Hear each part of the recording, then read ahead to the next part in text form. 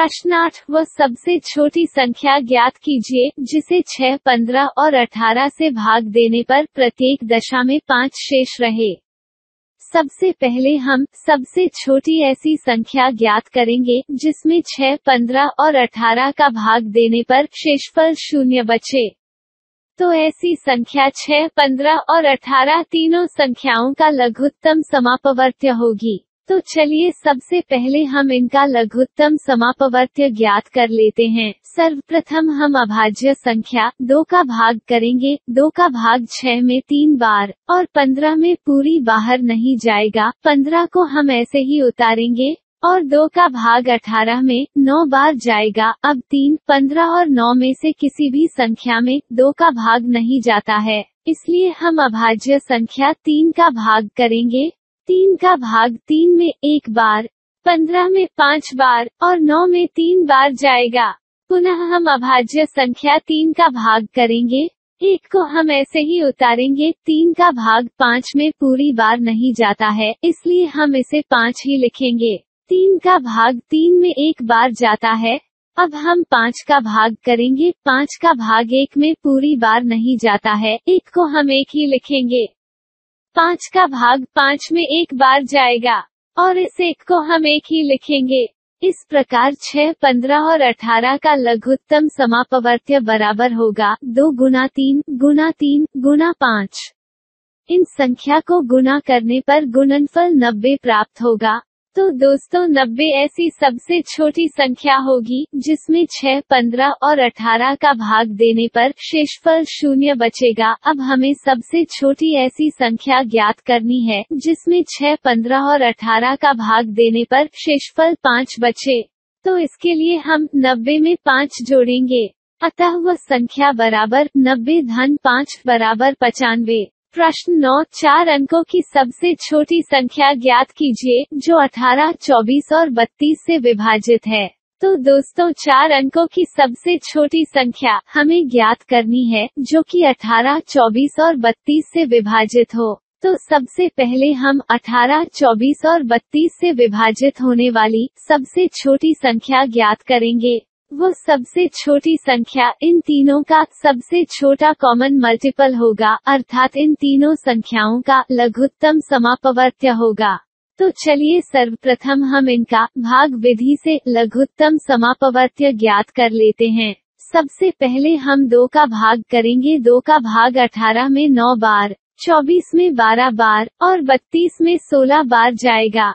पुनः हम 2 का भाग करेंगे। 2 का भाग 9 में पूरी बार नहीं जाता है, इसलिए 9 को हम 9 ही लिखेंगे। 2 का भाग 12 में 6 बार जाएगा और 2 का भाग 16 में 8 बार जाएगा।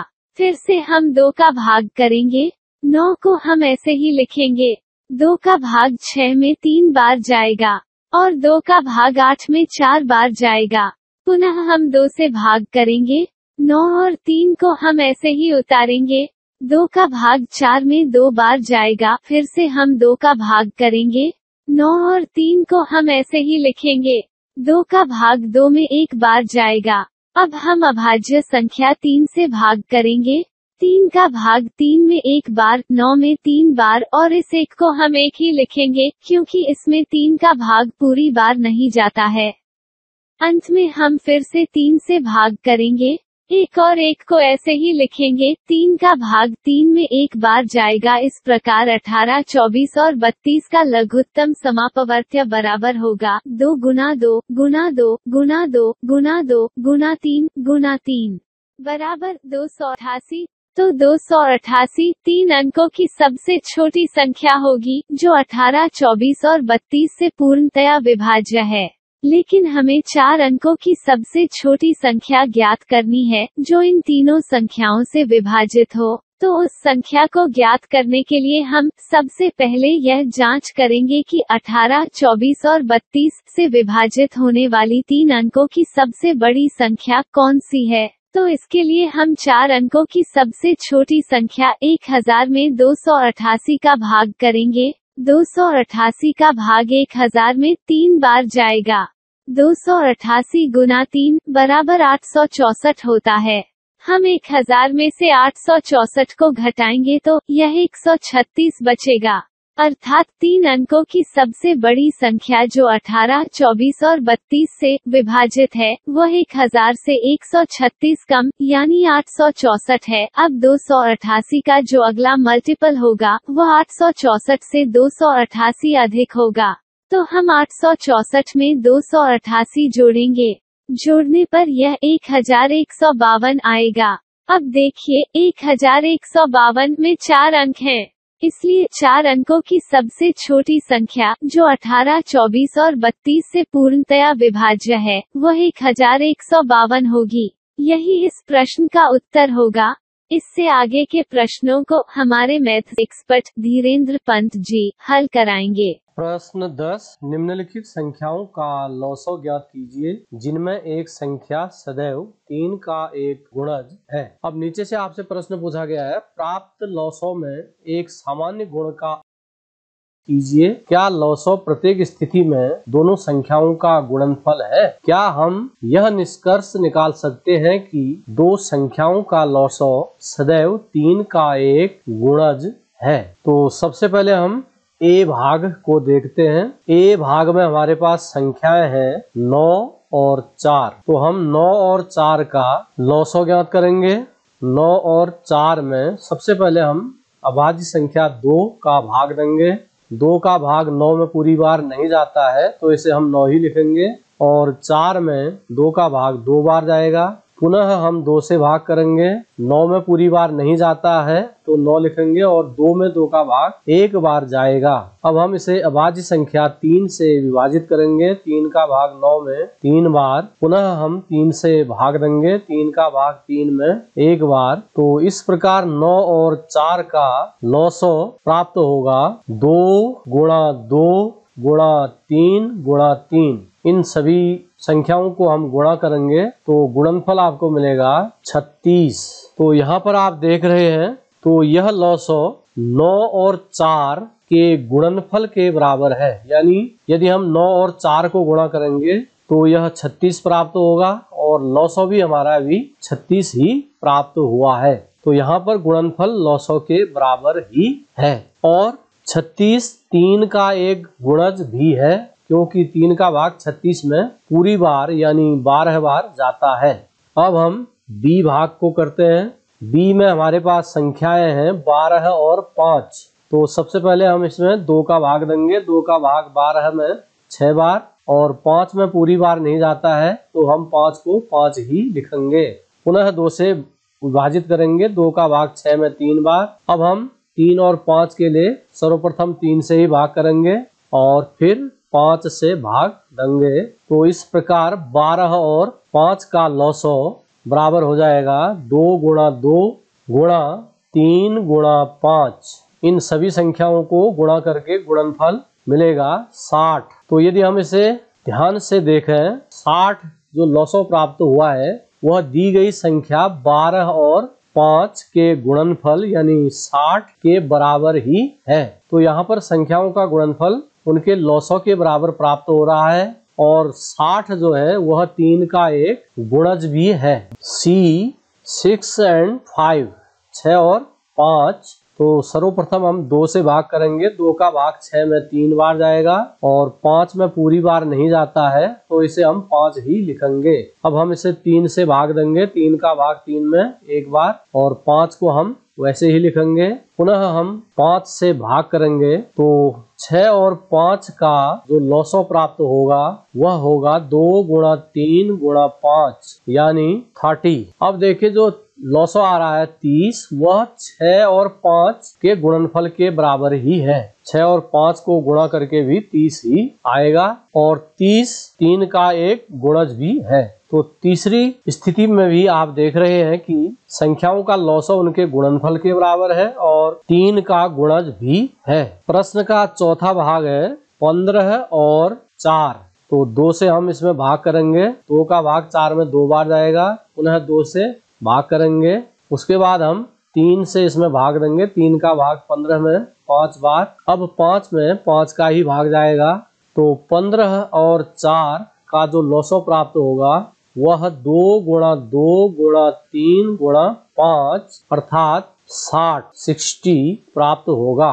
तो यदि हम 15 और 4 को गुणा करें तो यह भी 60 प्राप्त होगा और 60 जो है 3 का एक गुणज भी है। तो प्रत्येक स्थिति में आपने देखा कि लॉसो संख्याओं के गुणनफल के बराबर है और 3 का गुणज भी है। आइए अब हम नीचे दिए गए प्रश्नों का उत्तर देते हैं। पहला प्रश्न आपसे पूछा गया है, प्राप्त लॉसो में एक सामान्य गुण का अवलोकन कीजिए। तो इसका उत्तर आप लिखेंगे संख्याओं का लॉसो गुणनफल के बराबर है। फिर आपसे पूछा गया है, क्या लॉसो प्रत्येक स्थिति में दोनों संख्याओं का गुणनफल है। तो वो आप देख ही रहे हैं कि लॉसो जो है गुणनफल के बराबर है। तो आप लिखेंगे हाँ, प्रत्येक स्थिति में लॉसो बराबर दोनों संख्याओं का गुणनफल। फिर पूछा गया है, क्या हम यह निष्कर्ष निकाल सकते हैं कि दो संख्याओं का लॉसो सदैव 3 का एक गुणज है।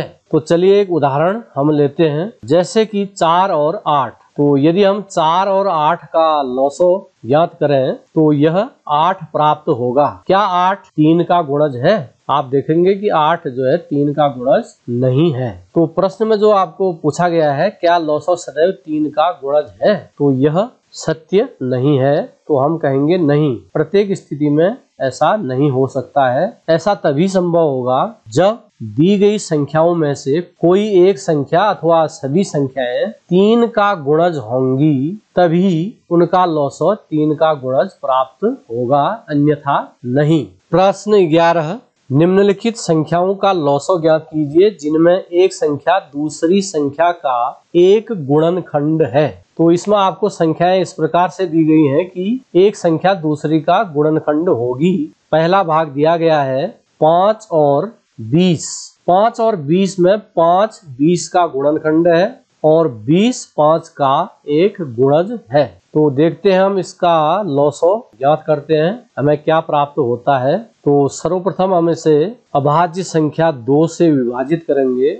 2 का भाग 5 में पूरी बार नहीं जाता है, इसलिए हम इसे 5 ही लिखेंगे और 20 में 10 बार जाएगा।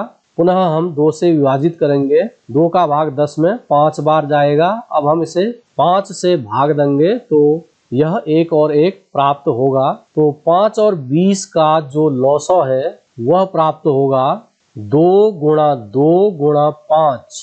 यदि हम इन्हें गुणा करें तो यह 20 प्राप्त होगा। तो इस लॉसो का यदि हम अवलोकन करें, इसका हम अध्ययन करें, तो हमें दिखेगा कि जो लॉसो प्राप्त हो रहा है वह दी गई संख्याओं में से बड़ी संख्या के बराबर प्राप्त हो रहा है। जैसे हमें 5 और 20 संख्याएं दी गई थी, तो अभी हमें लॉसो प्राप्त हुआ 20। बी 6 और 18। तो सबसे पहले हम 2 से भाग करेंगे, 2 का भाग 6 में 3 बार और 18 में 9 बार जाएगा। अब हम इसे 3 से विभाजित करेंगे तो यह 1 और 3 बार विभाजित होगा। पुनः 3 का भाग देंगे तो 1 और 1 आएगा। तो इनका जो लॉसो है वह प्राप्त होगा 2 गुणा 3 गुणा 3 और इनका गुणनफल हमें प्राप्त होगा 18। तो इन संख्या युग्म में भी हमें लॉसो बड़ी संख्या के बराबर प्राप्त हो रहा है। 6 और 18 जो हमें संख्याएं दी गई थी, इनका लॉसो बड़ी संख्या 18 के बराबर प्राप्त हुआ। सी 12 और 48। सबसे पहले हम 2 से विभाजित करेंगे, 2 का भाग 12 में 6 बार और 48 में 24 बार। पुनः 2 का भाग करेंगे, 2 का भाग 6 में 3 बार और 24 में 12 बार। फिर हम इसे 2 से और विभाजित करेंगे, 2 का भाग 3 में पूरी बार नहीं जाता है, इसलिए हम इसे 3 ही लिखेंगे और 12 में 2 का भाग 6 बार जाएगा। पुनः हम 2 से भाग करेंगे, 2 का भाग 6 में 3 बार जाएगा। अब हम इन्हें 3 से विभाजित करेंगे, 3 का भाग 3 में 1 बार और 3 में 1 बार जाएगा। तो 12 और 48 का लॉसो हमें मिलेगा 2 गुणा 2 गुणा 2 गुणा 2 गुणा 3। और यदि इन संख्याओं को हम गुणा करें तो यह 48 प्राप्त होगा। तो इस भाग में भी आप देख रहे हैं कि 12 और 48 का लॉसो 48 के बराबर है, अर्थात दी गई संख्या में जो बड़ी संख्या है उसके बराबर इसका लॉसो हमें प्राप्त हो रहा है। डी 9 और 45। 9 और 45 में से किसी में भी 2 का भाग नहीं जाता है, तो इसे हम 3 से विभाजित करेंगे। 3 का भाग 9 में 3 बार और 45 में 15 बार जाएगा। पुनः 3 से विभाजित करने पर यह 1 और 5 प्राप्त होगा। अब हम इसे 5 से विभाजित करेंगे। 5 का भाग 5 में 1 बार जाएगा। तो 9 और 45 का जो लौसौ प्राप्त होगा वह 3 गुणा 3 गुणा 5 यानी 45 प्राप्त होगा। तो इस भाग में भी हमने देखा कि जो लौसौ है वह दी गई संख्याओं में से बड़ी संख्या के बराबर है। तो आपसे जो प्रश्न पूछा गया है नीचे से, प्राप्त परिणामों में आप क्या देखते हैं? तो प्राप्त परिणामों में हमने देखा कि दी हुई संख्याओं का जो लौसौ है दोनों संख्याओं में से बड़ी संख्या के बराबर है।